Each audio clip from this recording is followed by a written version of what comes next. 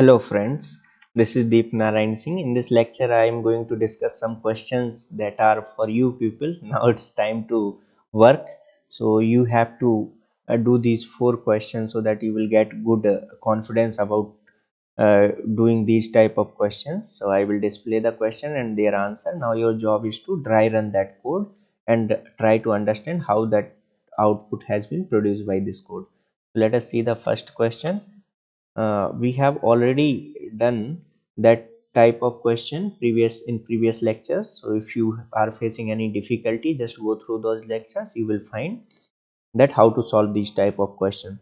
So predict the output of the following. Same thing, there is a text variable which have some string in it, and that string, then a modification has been done inside this for loop, and then a new string is generated from it, and text is printed.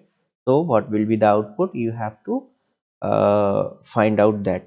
Okay, output I will display here. This is the output, but you need to see how actually that code runs. This is very important, because when you run this code, same code on the computer, you will get the output, but how it is actually a control going through the code, that you need to understand. Like that, we have one more question available to you on this particular category of code. I have already explained 2 3 examples in previous parts. You can just check it out. Okay, so here again the same way, this display function is called with that particular string. Okay, exam 20 at the rate cbse.com, and that has been assigned to s, and this for loop is going to create a new string m based on this string by doing some manipulation, and that will be printed after this loop is over. So what will be the output? There I will display the output. Your job is to dry run the code, check out each and every letter, how it is going to concatenate it to the m variable.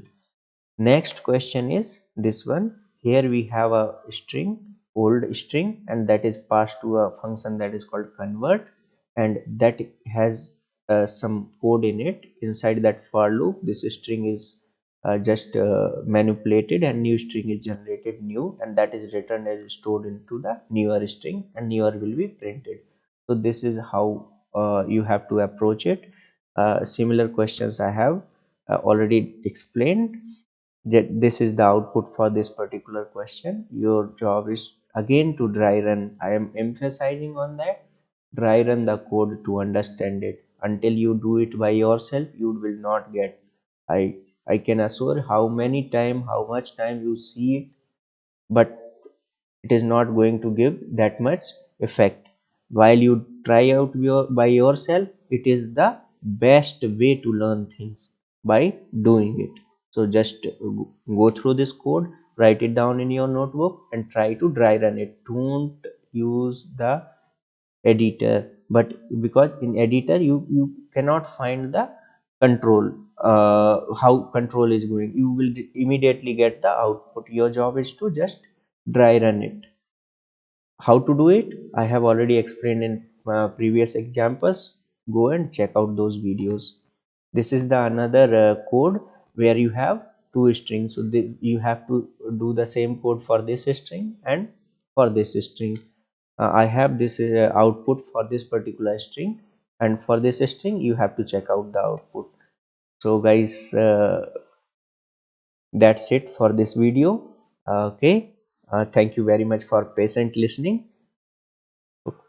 Do it by yourself, that is very important. Remember my words.